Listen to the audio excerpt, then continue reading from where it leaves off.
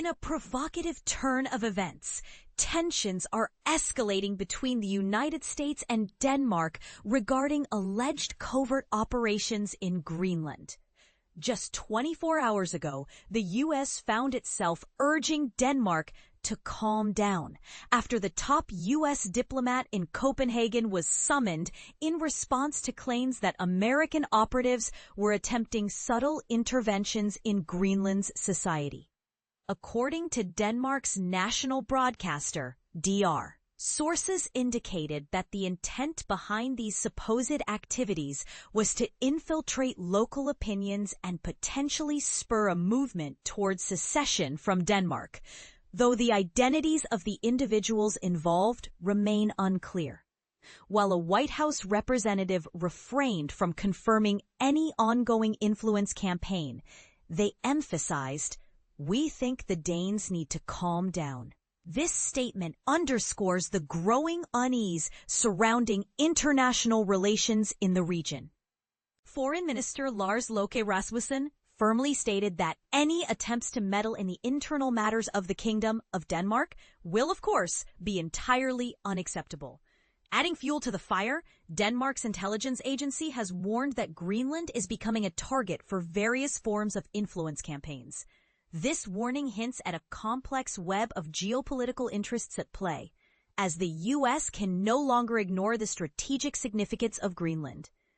Especially in light of its resource potential in the Arctic, a spokesperson from the U.S. State Department confirmed that Chargé d'Affaires Mark Stroh had a constructive dialogue with Denmark's Ministry of Foreign Affairs, stressing the strong relationships among Greenland, Denmark, and the United States.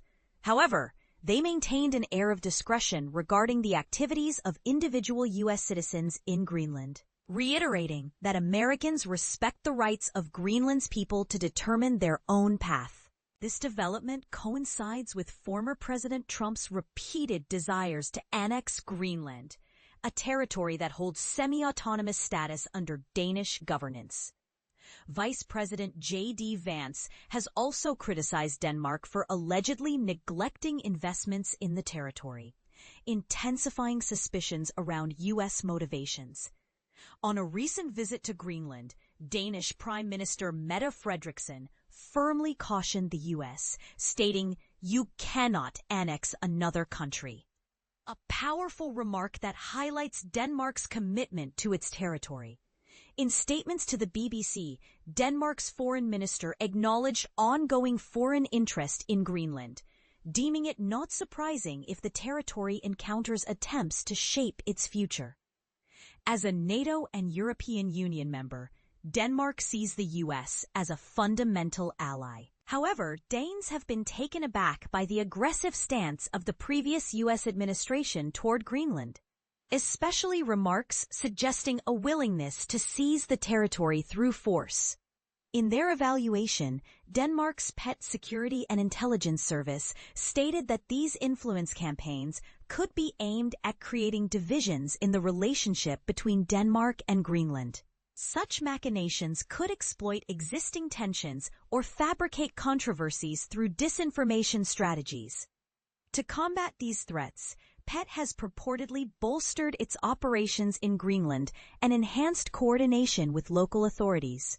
Currently, there is no U.S. ambassador stationed in Copenhagen, which is why Foreign Minister Rasmussen has had to summon Stroh, the highest-ranking diplomat present. In fact, earlier this year, Rasmussen had already called on the U.S. Chargé in response to a report suggesting American intelligence agencies were turning their focus on Greenland. Reports have surfaced indicating that an American had visited Nuuk, Greenland's capital, allegedly to compile a roster of locals who might support U.S. initiatives for control over the island, aiming to recruit them for a potential secessionist movement. Such activities are reminiscent of earlier reports from the Wall Street Journal, which highlighted U.S. interests in learning about Greenland's independence aspirations and perspectives on American extraction of mineral resources. At that time, U.S. Director of National Intelligence Tulsi Gabbard refrained from denying the allegations, but accused the journal of compromising national security and legality. Greenland's complex relationship with Denmark adds another layer to this issue. While it has enjoyed significant self-governance since 1979, matters of foreign policy and national security remain under Danish control. Although many parties in Greenland advocate for independence, they are divided on how quickly to pursue that goal. Since 2009, Greenlanders have been entitled to call for a referendum, yet polls suggest that a substantial majority are not eager to become part of the U.S. In an earlier visit in March, Vice President J.D. Vance visited a U.S. military base in Greenland, criticizing Denmark for supposedly failing to safeguard U.S. troops and Greenlanders from foreign threats, particularly from Russia and China, both of whom are vying for influence due to the territory's resource riches and strategic naval pathways. However, Greenland's leadership, represented by Jens Frederik Nielsen, made a clarion call earlier this year. We don't belong to anyone else. We decide our own future.